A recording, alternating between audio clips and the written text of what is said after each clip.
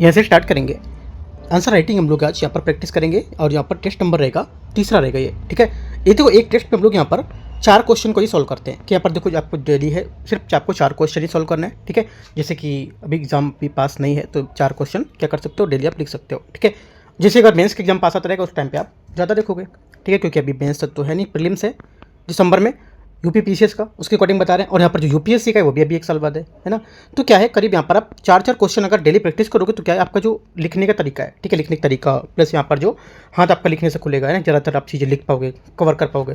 तो 4 क्वेश्चन आपको यहाँ पर रोज लिखना रहेगा, ठीक है। टेस्ट आपका डेली होगा, अभी कुछ वजह से यहाँ पर थोड़ा डिले हो रहा है, लेकिन आपको डेली टेस्ट पेपर मिलेगा, ठीक है। तो देखो यहाँ से क्वेश्चन हम लोग प्रैक्टिस कैसे करेंगे, सबसे ईजी तरीके से हम लोग बताएंगे कैसे क्वेश्चन को आपको लिखना है, कैसे फ्रेम पूरा तैयार करना है क्वेश्चन का, ठीक है। और कैसे हम लोग यहाँ पर अपने वर्ड कहाँ पर कैसे यूज कर सकते हैं, यानी कि क्वेश्चन उठाया और लिखते चले जा रहे हैं, है ना। एक यहाँ पर सीक्वेंस होना चाहिए कि क्या पूछ रहा है, उसके अकॉर्डिंग क्या क्या वर्ड पूछ रहा है, सिर्फ उतना ही लिखना है, राइट। आते क्वेश्चन, पहला क्वेश्चन बोला है, पहला क्वेश्चन यहाँ से इसमें बोला है कि स्वतंत्रता पूर्व भारत में श्रमिक आंदोलन की गति ये थी, ठीक है। इसकी प्रगति पर प्रकाश डालते हुए मजदूर संघों के विकास के पीछे उत्तरदायी कारकों की पहचान करना है। मतलब कहने का कि जो स्वतंत्रता पूर्व में पर भारत में श्रमिक आंदोलन जो था उसकी प्रगति देखी गई थी, क्या प्रगति थी उसकी, उस पर आपको प्रकाश डालना, क्या थी प्रगति उसकी, क्या प्रगति देखी गई थी, ठीक है। उसके बाद यहाँ पर बताने कि मजदूर संघों के विकास के पीछे उत्तरदायी कारक यहाँ पर क्या थे, उसकी पहचान करना है आपको, ठीक है। तो आंसर अपना कहाँ से स्टार्ट करेंगे, देखो आप पूरा बताएंगे इसमें कि यहाँ से आप देखो पहले क्या लिखोगे, पहले आप इसका दृष्टिकोण है जो इसका पूरा स्ट्रक्चर वो बनाओगे। जैसे कि आप बताओगे, यहाँ पर पूछ रहा है कि स्वतंत्रता पूर्व, देखो एक हमको की पॉइंट लेना है, उसी की पॉइंट लेकर हमको चारों ओर घूमना है, चारों ओर हमको उसी घूमने को लेकर के आंसर पूरा करना है। कहने का मतलब यहाँ पर एक पोल है, पोल के चारों ओर आपको आंसर घूमना है, ठीक है। कैसे, देखो एक यहाँ पर जो आंसर पूरा पूछ रहा है, आंसर किसी पर डिपेंड होता है, किसी चीज़ को लेकर के, है ना। जैसे कि हम लोग कर्ता कर्म ये सब पढ़ते हैं ना हिंदी में, तो वैसे एक होता है, तो पॉइंट को लेकर के, उसी पॉइंट को लेकर के हमको पूरा घूमना है। जैसे कि यहाँ पर वो पॉइंट क्या है जिसके आसपास घूमना है मुझे, जैसे कि क्वेश्चन पढ़ते हैं फिर से हम लोग, स्वतंत्रता पूर्व भारत में श्रमिक आंदोलन था, तो बात किसकी की जा रही है, स्वतंत्रता पूर्व भारत की श्रमिक वर्ग की बात की जा रही है ना। तो अब क्या करोगे, स्वतंत्रता पूर्व भारत में श्रमिक आंदोलन क्या थे इसके बारे में बता दोगे, है ना, क्या है ये, इसके बारे में बताना है आपको। सेकेंड आपको बताना है कि मजदूर संघ, इसके बाद क्या पूछा है, ये प्रकाश डालेंगे इस पर, और मजदूर जो संघ है उसमें विकास क्या क्या विकास हुए थे, उसके पीछे क्या उत्तरदायी के कारण थे, है ना, उसका पूरी सूची बता दोगे, उसकी सूची बना के, तो पूरा आपका यहाँ से आंसर होगा, ठीक है। तो इस टाइप से 2 प्रोसेस से आपका आंसर पूरा हो जाएगा, राइट। अगर देखो जितना भी क्वेश्चन बड़ा होता है उतना हम लोग पे लिखने के लिए यहाँ पर पॉइंट ज़्यादा मिल जाते हैं। अगर यहाँ पर बहुत सारी चीज़ें पूछ लेता है स्वतंत्रता पूर्व भारत में श्रमिक आंदोलन की प्रगति पर प्रकाश डालते हुए मजदूर संघों के पीछे उत्तरदायी कारण बताना है, ठीक है। और ये भी पूछ लेता है कि स्वतंत्रता पूर्व भारत की जो श्रमिक की दशा थी कैसी थी, है ना, आज के यहाँ पर दौर पर प्रकाश डालते हुए बताना है। तो करीब 2-3 पॉइंट, 4 पॉइंट और इसके बढ़ जाते हैं तो और अच्छे से लिख सकते थे आप, लेकिन यहाँ पर इतने ही पॉइंट्स उठा करके आपको आंसर लिखना है। तो देखो लिखते कैसे, आपको यहाँ बताना है, जैसे मैंने बताया ना आपको, स्वतंत्रता पूर्व भारत में श्रमिक आंदोलन की जो प्रगति पर प्रकाश कैसे डालेंगे। आप लिखेंगे कि विश्व के अधिकांश औद्योगिकृत राष्ट्र की तुलना में भारत में श्रमिक आंदोलन एवं मजदूर संघवाद की गति काफ़ी धीमी रही है और इसका विकास भी देर से हुआ है। इसका प्रमुख कारण था कि देश में औद्योगिकरण की धीमी गति, क्योंकि औपनिवेशिक जो गति है, औपनिवेशिक शक्ति जो है, इसको औद्योगिकृत नहीं करना चाहती थी, राइट। ये पॉइंट आप लिखोगे, उसके बाद नीचे से एक छोटा सा पॉइंट लिखोगे, थोड़ा सा लाइन छोड़ के आपको लिखना है। वैसे आप A4 पेपर में ब्लैंक में लिखना, ठीक है, थोड़ा सा स्पेस देके लिखना है आपको कि भारत में श्रमिक आंदोलन के निम्नलिखित चरणों के माध्यम से समझ सकते हैं हम लोग, है ना। कैसे समझ सकते हैं, जैसे कि 1900 से पूर्व का चरण आपको हेडिंग में डालना है, 1900 से पूर्व का चरण, ठीक है। उसके हेडिंग के नीचे लिखना है आपको, हेडिंग में नहीं लिखना है, हेडिंग के नीचे लिखना है, नीचे से आके पॉइंट में आपको नंबर नहीं लिखना है, ध्यान रखना है। पॉइंट में आपको सिर्फ छोटा सा यहाँ पर पॉइंट रख देना है, या तो आप डैश कर सकते हो, कुछ बातों को ध्यान रखना है, ठीक है। पॉइंट में लिखोगे आप पहले में, इस अवधि के दौरान श्रमिकों द्वारा कई विरोध प्रदर्शन किए गए थे, परंतु ये आंदोलन तत्कालिक आर्थिक शिकायतों पर आधारित और अव्यवस्थित प्रकृति के थे, ये बात बताओगे। सेकंड पॉइंट आपको बताना है कि जो सौरभ जी या सापुर जी नारायण, है ना, मेघा जी लोखंडे जैसे कई समाज सेवी जो थे, इन्होंने श्रमिकों की परिस्थितियों में सुधार करने हेतु आगे आए थे। हालांकि इनके द्वारा किए गए प्रयास ने संगठित जो मजदूर थे उनके वर्ग को आंदोलन को प्रभावित नहीं किया था। बस आपका ये पॉइंट हो गया, 2 पॉइंट लिखने हैं। 1900 से पूर्व की बात दिखती है आपने, अब आप बात लिखोगे यहाँ पर 1901 से 1930 के दशक की बात लिखोगे, 1901 से 1930 का चरण। इसमें क्या लिखना है, इसमें आप लिखोगे कि स्वदेशी जो लहर थी 1903 से 1908 के बीच, इसके दौरान श्रमिक आंदोलन अधिक संगठित हो गए थे, परंतु स्वदेशी आंदोलन की समाप्ति के साथ ही श्रमिक आंदोलन भी समाप्त हो गया था, यह समाप्त होने लगा था।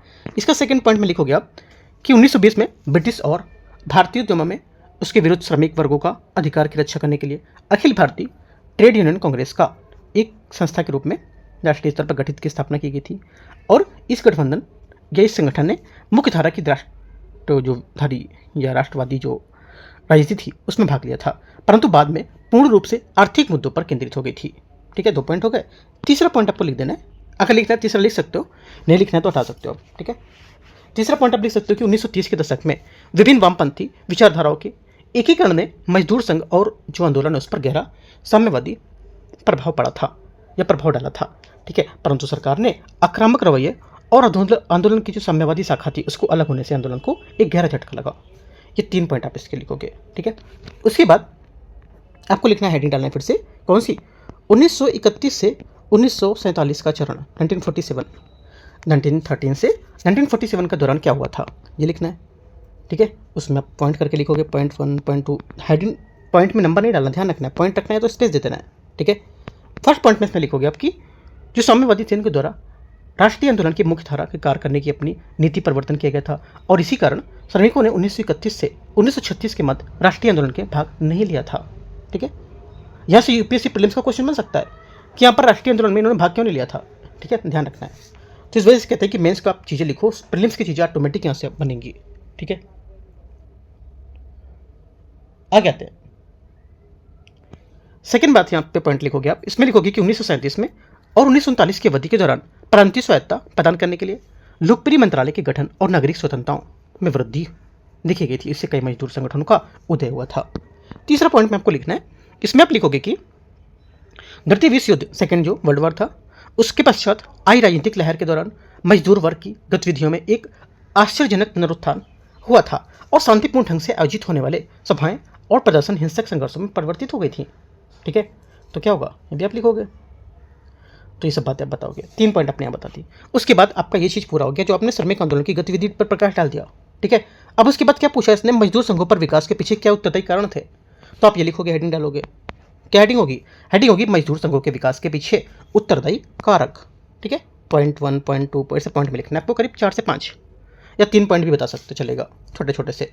जैसे कि शोषण, पहले पॉइंट में लिखोगे कि शोषण, निम्न वेतन, लंबी कार्य अवधि तथा खराब कार्य परिस्थितियां इत्यादि कारणों से श्रमिक को अपने नियोक्ताओं के विरुद्ध आवाज उठाने के लिए विवश कर दिया था। ठीक है, सेकेंड पॉइंट में लिखोगे आप कि इसके अतिरिक्त युद्ध और बाढ़ की परिस्थितियों के दौरान जीवन यापन की लागत में होने वाली वृद्धि ने औद्योगिक श्रमिकों को पूर्व की अपेक्षा अधिक बेहतर तरीके से संगठित कर दिया था। ठीक है, एक पॉइंट और लिखोगे। तीसरा, श्रमिकों ने अधिकारों के पक्षधर साम्यवादी और समाजवादी वैश्विक शक्तियों को भी भारत में श्रमिक आंदोलन को बढ़ावा दिया था।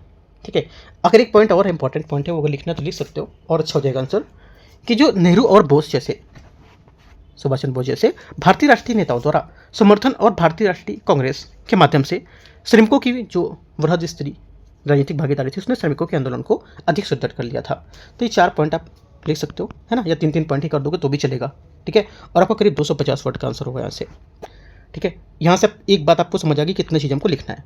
आपको जो भी डाउट हो, कोई भी क्वेश्चन में नीचे कमेंट में जरूर पूछो, या कुछ भी पूछना है या कुछ बताना है ना, या सजेशन कुछ देना है तो दे सकते हो अपना। ठीक है, ये अच्छा लग रहा तो आप कमेंट करके भी बता सकते हो। राइट, एक बात आपका ये खत्म हो गई कि पहला आंसर आपका खत्म हुआ। एक बात आती है यहाँ पर कि जो 200 वर्ड 250 वर्ड में कितना चीज़ें लिखना है, माइंड में ये भी पिक्चर चलता है कि कितने पेज हमारे होने चाहिए। ठीक है, अगर 200 वर्ड का आंसर लिख रहे हो तो कम से कम एक पेज पूरा और दूसरा पेज यहाँ तक, दूसरा पेज के थोड़ी सी लाइन छोड़ दो, जितना करीब इतना पेज, बाकी पूरा एक पेज ये इतना हटा सकते हो। अगर 250 वर्ड में आंसर पूछता है तो आप यहाँ से पूरे दोनों पेज यहाँ पर भरोगे। ठीक है, अगर 150 वर्ड में आंसर लिखना है तो ये 1 पेज और ये आपका 2 पेज हुआ, उसमें से आधा, एक और आधा। ठीक है, इतना आपका हो गया। तो इस टाइप से आपको फ्री माइंड में पिक्चर सेट करके रखना चीज़ों को। ठीक है, आगे आते हैं क्वेश्चन नंबर 2। क्वेश्चन 2 है, भारत पर फ्रांसीसी राजनीतिक प्रभाव तृतीय कर्नाटक युद्ध के बाद पूर्णतः ओझल हो गया था। टिप्पणी करते हुए इस संबंध में फ्रांसीसी विफलताओं के कारण की व्याख्या करना है। ठीक है, 200 से 250 वर्ड में लिखना है। देखो, अपने पॉइंट भी ऐड कर सकते हो इसमें, जो नहीं कि मैं आप पॉइंट को बताता जा रहा हूँ, सिर्फ वही पॉइंट करो। अपने आप टॉपिक को पढ़ो, ठीक है, टॉपिक से पढ़ के अपने क्वेश्चन को निकाल सकते हो, ठीक है। तो देखते हैं, अभी फिलहाल आप अगर फर्स्ट टाइम आंसर कर रहे हो तो अपना चीज़ों को लिखो, जैसे समझाता था ना वैसे आप लिखते जाओ पूरा आंसर को। उसके बाद इसको आप फ्री होकर शाम को रीड करो चीज़ों को, क्या आपने लिखा है क्या मैंने बताया इसमें, उसके बाद और अच्छा लगेगा आपको करने में, ठीक है। तो क्या लिखोगे यहाँ से, देखो अपना जो दृष्टिकोण हम लोग कैसा बनाएंगे, दृष्टिकोण या पिक्चर हम लोग फ्रेम पूरा कैसा बनाएंगे आंसर को लेकर के। आपको देखो क्वेश्चन देखने के बाद डायरेक्ट लिखना नहीं लगना है, पहले फ्रेम माइंड में सेट कर देना कि क्या फ्रेम हो सकता है। आप आंसर राइटिंग करते हो तो साइड में फ्रेम लिख लो, ये पिक्चर बना लो कि जैसे कि हमको पहले ये लिखना है ना, या किसी चीज़ उस चीज़ के चारों ओर घूमना जिस चीज़ का आंसर पूछ रहा है मेरा, है ना। मान लो हम लोग क्या करते हैं, कुछ भी काम करते हैं तो उसके लिए क्या होता है, एक पोल होता है, उसी पोल के आसपास घूमते हैं, ठीक है। अभी हम लोग अगर कोई चीज़ जॉब करते हैं तो क्या करते हैं, पैसे के पीछे करते हैं, मेन चीज़ क्या है, पैसा, है ना। तो पैसे के आसपास घूमना है, तो वो चीज़ है आप एक पिक्चर सेट करना है कि कहाँ किस चीज़ के दायरे में आपको रहना है, ठीक है। तो हर चीज़ का एक दायरा है, तो जो आंसर है इसका भी दायरा होता है। तो हम लोग कहाँ से स्टार्ट करेंगे, इसको कहाँ से लेकर के पूरा आंसर खत्म करेंगे, ये बात होती है काफ़ी इंपॉर्टेंट कि कहाँ से स्टार्ट करें कहाँ से एंड करें इसका, है ना। तो हम लोग यहाँ पर लिखेंगे कि मेन बात की जा रही किसकी, देखो भारत में फ्रांसीसी राजनीतिक प्रभाव में तृतीय कर्नाटक युद्ध के बाद पूर्णतः ओझल हो गया था, ठीक है। इस पर टिप्पणी करना है और फ्रांसीसी विफलताओं के कारण बताना है। तो क्या मेन बात है, तृतीय कर्नाटक युद्ध के बाद ये सब हुआ है, तृतीय कर्नाटक युद्ध हुआ उसके बाद क्या ये सब ओझल हो गया, इसके बारे में फ्रांसीसी लोग भी यहाँ पर विफलता हुई, है ना। इस पर क्या प्रभाव पड़ा, किस पर सब इसी की बात की जा रही है, तृतीय कर्नाटक युद्ध के बारे में ही। तो तृतीय कर्नाटक युद्ध के बारे में आप पहले स्टार्ट करोगे आंसर, ठीक है। तृतीय कर्नाटक युद्ध क्या है, इसको पृष्ठभूमि में लिखोगे, जब आपका इंट्रोडक्शन में होगा। सेकेंड पॉइंट आप लिखना है, आप ये बात बताओगे यहाँ पर कि किस प्रकार तृतीय कर्नाटक युद्ध में फ्रांस की पराजय ने इसके प्रभुत्व प्रमुखता को समाप्त कर दिया था, ठीक है, ये बता देंगे सेकेंड बात में। तीसरी बात में आपको बताना है कि युद्ध में फ्रांसीसी की विफलता के कारण क्या थे, फ्रांसीसी की विफलता के कारण क्या थे, तीसरे पॉइंट में बताओगे। और चौथी पॉइंट में बता दोगे कि ये प्रतिबद्धता कैसे भारत में ब्रिटिश के उदय के कारण को लेकर सहायक रही थी, ठीक है। इसकी व्याख्या करके अपने स्किल्स बता दोगे। तो इस टाइप से आपको आंसर लिखना है, ठीक है। देखो हमको की पॉइंट छोटे छोटे से मिल गए, कहाँ कहाँ से हमको चीज़ें उठा के करनी है, ठीक है। जितना आंसर क्वेश्चन बड़ा होगा उतना हम लोग अच्छे तरीके से समझ सकते हैं चीज़ों को, ठीक है। आते हैं लिखते हैं, आप लिखोगे पहले से कि ब्रिटिश और फ्रांसीसी व्यापारिक जो उद्देश्य थे भारत के आए थे, परंतु उनका दीर्घकालिक लक्ष्य इस क्षेत्र में राजनीतिक शक्ति के रूप में स्थापित होना था।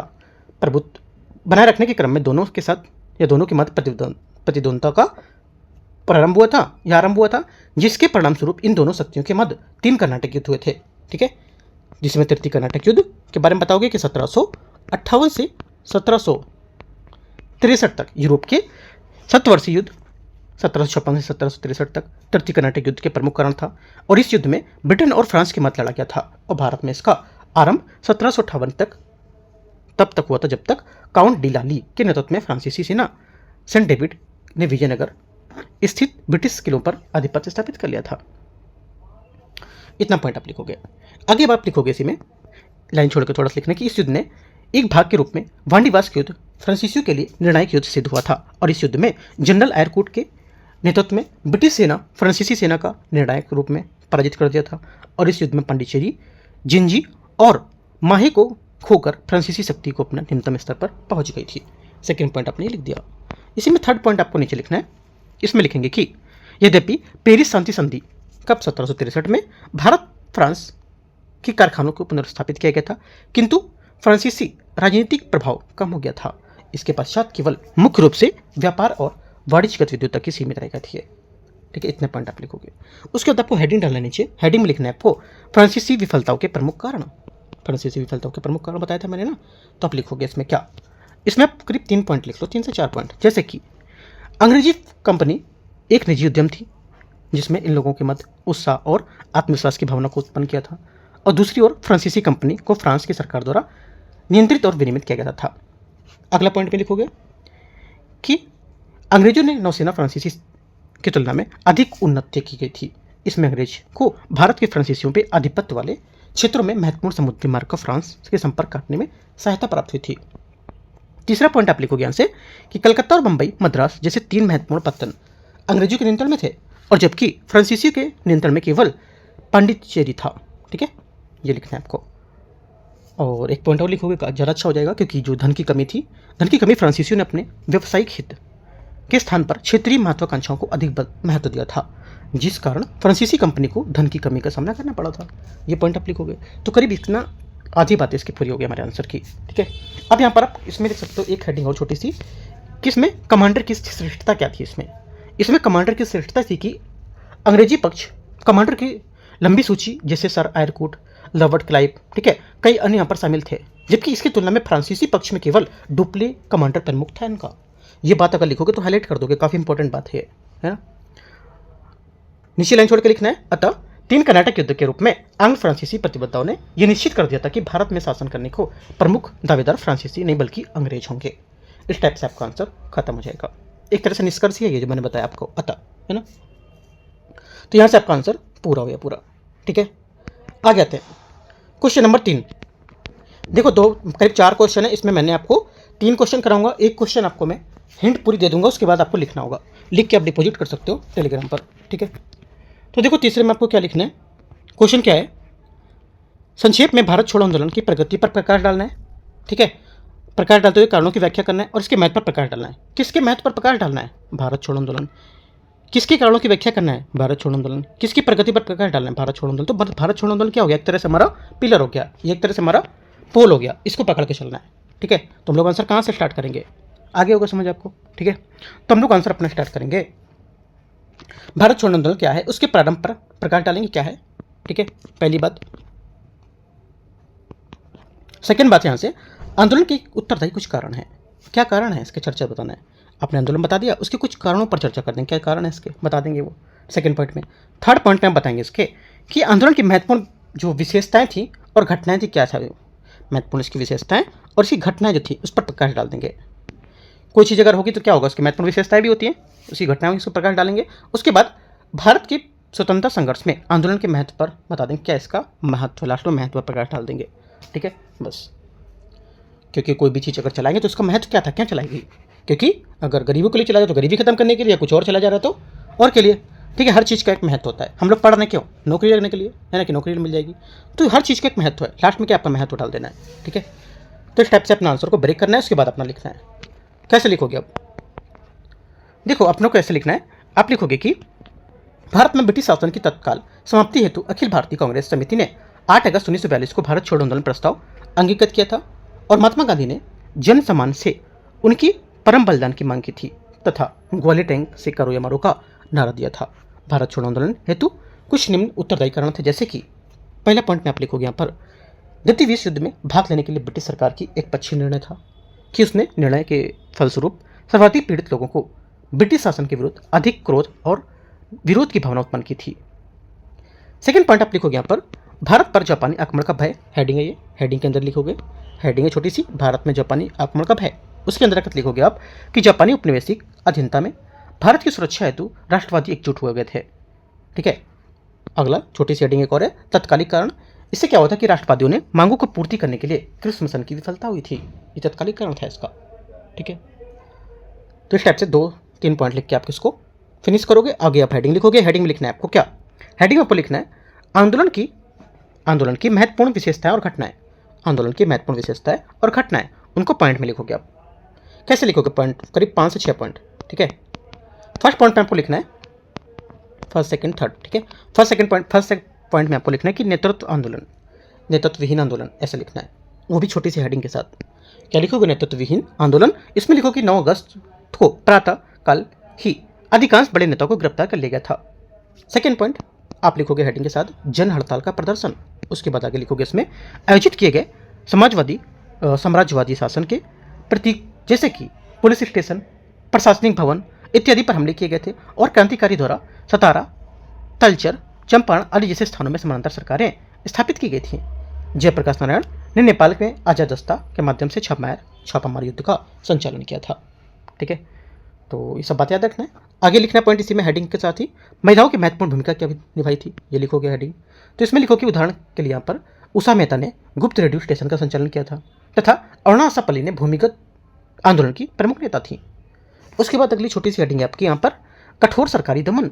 इसमें आप लिखोगे कि सरकार द्वारा प्रदर्शनकारियों के विरुद्ध दमनात्मक कार्रवाई की गई थी और आंदोलन के हेतु दमन मशीनरी और यहाँ पर बमबारी करने वाले विमान जो थे उनका प्रयोग किया गया था, ठीक है। और कस्बे जो छोटे छोटे थे, गांव थे, है ना, उन पर क्या कहते थे कि सामूहिक जो जुर्माने थे वो भी आरोपित कर दिए गए थे और कठोर दमन के कारण आंदोलन समाप्त हो गया था। अगली हेडिंग लिखोगे छोटी सी, यहाँ पर छोटी सी इसलिए बोला हूँ कि छोटी छोटी हेडिंग यहाँ पर, मेन हेडिंग नहीं है ये, ठीक है। मेन हेडिंग ऊपर दे दी थी हम लोगों ने, कौन सी? आंदोलन की महत्वपूर्ण विशेषता घटनाएं। ठीक है, ये हम लोग छोटा इसके अंतर्गत अगर छोटी छोटी हेडिंग से लिखेंगे तो और अच्छा लगता है आंसर देखने में। ठीक है, अगला हेडिंग है छोटी सी, यहाँ पर इसमें लिखना है इसमें युवाओं को उत्साहित किया था। क्यों लिखोगे इसने युवाओं को उत्साहित किया, उसके अंतर्गत आपको लिखना है कि जेल जाने के लिए अत्यधिक संख्या में युवाओं ने अपनी कॉलेज त्याग दिए थे। क्यों, क्योंकि यहाँ पर उन्होंने उत्साह था, इसमें युवाओं को उत्साह बना दिया था। अगला पॉइंट यहाँ पर हेडिंग के साथ ही लिखोगे कि मुस्लिम लीग का उदय इन वर्षों में दौरान पंजाब और सिंध में मुस्लिम लीग एक प्रमुख दल के रूप में उभरा था, जहां पूर्व में उसकी नाम मात्र उपस्थिति थी। इतने पॉइंट आपको लिखने हैं किसमें, आंदोलन की प्रमुख विशेषताओं और घटनाओं में। उसके बाद आपको थोड़ी सी लाइन छोड़ के लिखना है। क्या आपको लाइन छोड़ के लिखना है, कोई हेडिंग नहीं है। भारत छोड़ो आंदोलन यद्यपि अल्पकालिक रहा था, परंतु यह भारत में ब्रिटिश शासन हेतु विध्वंसक सिद्ध हुआ। आंदोलन के महत्व को निम्नलिखित आधारों पर हम लोग रेखांकित कर सकते हैं। कैसे कैसे रेखांकित करेंगे, 1 2 3 4 4 पॉइंट देकर हम लोग रेखांकित कर देंगे, 3 पॉइंट देकर। ठीक है, पहला पॉइंट क्या है, पहले पॉइंट में आप लिखोगे कि इसने इस बात को प्रदर्शित किया कि भारत में राष्ट्रव्यापी भावनाएं किस गहराई तक स्थापित की गई थी। नेतृत्व की अनुपस्थिति में आंदोलन की स्वयं को मार्ग निर्धारित किया। ठीक है, सेकेंड बात, सेकेंड पॉइंट लिखोगे इसमें संघर्ष की क्षमता तथा अपरिमित आत्म बलिदान का उदाहरण प्रस्तुत किया, जो भारतीय स्वतंत्रता संघर्ष की एक विशिष्टता थी। ठीक है, तीसरा पॉइंट आप लिखोगे इसमें कि इसने ब्रिटिश सरकार को दृढ़तापूर्वक यह संदेश दिया कि अब वे भारतीय जनता की इच्छा से विरुद्ध दीर्घकाल तक शासन नहीं कर सकेंगे। आप 3 पॉइंट यहाँ से लिख के अपना आंसर क्लोज करोगे। ठीक है, तो इतने पॉइंट आपको लिख के अपना आंसर फिनिश कर दिया पूरा। ठीक है, अपनी साइड देखो, जो मैंने हेडिंग आपको बताई, ऊपर स्ट्रक्चर बताया था पूरा कैसे कैसे हम लोग आगे क्या क्या करना है, उसमें अपनी पॉइंट ऐड कर सकते हो। ठीक है, जो आपने और रीड किए पॉइंट वो सभी पॉइंट ऐड कर सकते हो इसमें। आगे आते हैं क्वेश्चन नंबर चौथा क्वेश्चन आप लोगों को करना रहता है ना, आप लोगों को करना है। देखिए कैसे, मैं पूरी चीज़ आपको समझा रहा हूँ, उसके बाद आप लोग को लिखना है। ठीक है, कैसे लिखना है। भारतीय राष्ट्रीय कांग्रेस का गठन पिछले कई वर्षों में राजनीतिक क्रियाकलापों के स्वाभाविक पराकाष्ठा थी, जिसको इस दौरान कई अन्य संगठनों ने स्थापित या स्थापना को चिन्हित किया था। स्पष्ट करना है, आपको समझ नहीं आ रहा होगा कहाँ से स्टार्ट करें आंसर, है ना। तो देखो फिर से पढ़ते हैं आंसर। भारतीय राष्ट्रीय कांग्रेस का गठन पिछले कई वर्षों में राजनीतिक क्रियाकलाप जो थी उसकी स्वाभाविक पराकाष्ठा थी। ठीक है, जिसको इस दौरान कई संगठनों ने स्थापित और चिन्हित किया था। ठीक है, अब थोड़ा समझ आया होगा। ठीक है, तो देखो हम लोग किस चीज़ की बात कर रहा है, ये बात कर रहा है भारतीय राष्ट्रीय कांग्रेस को लेकर की बात कर रहा है ना। ये बोला कि ये किसकी पराकाष्ठा थी, भारतीय राष्ट्रीय कांग्रेस की, जिसको इस संगठन के दौरान चिन्हित किया गया था। किसको चिन्हित किया गया था, भारतीय राष्ट्रीय कांग्रेस को। तो भारतीय राष्ट्रीय कांग्रेस क्या हो गया, एक तरह से पिलर हो गया हमारा। ठीक है, पिलर को लेकर हम लोग चलेंगे साथ में। ठीक है, तो स्टार्ट कहाँ से करेंगे, मेन चीज़ होती है स्टार्ट आंसर कहाँ से करना। एग्जामिनर क्या देखते हैं, कहाँ से स्टार्ट किया, कहाँ से इंट्रोडक्शन आपने दिया, वो इंपॉर्टेंट होता है। ठीक है, तो आप बताएंगे भारतीय राष्ट्रीय कांग्रेस एजेंसी के गठन और उसके उद्देश्य क्या है, उसका संक्षिप्त परिचय दे देंगे पहला पॉइंट में। सेकंड पॉइंट आपको देना है कि कांग्रेस से पूर्व गठित विभिन्न संगठन की विस्तार पूर्वक चर्चा कीजिए, चर्चा करेंगे आप यहाँ पर। ठीक है, और साथ ही यहाँ पर बताएंगे कि कैसे संगठन के कांग्रेस के गठन के पास समाप्त हो गया था। उसके बाद तीसरा पॉइंट आप बताएंगे इसमें कि भारतीय राष्ट्रीय कांग्रेस के महत्व को रेखांकित कर देंगे क्या है, और उसके बाद इसका निष्कर्ष दे देंगे। आंसर क्या हो जाएगा आपका, पूरा होगा। ठीक है, मैं थोड़ा सा इंट्रोडक्शन बता देता हूँ, बाकी अपने आप से लिखना।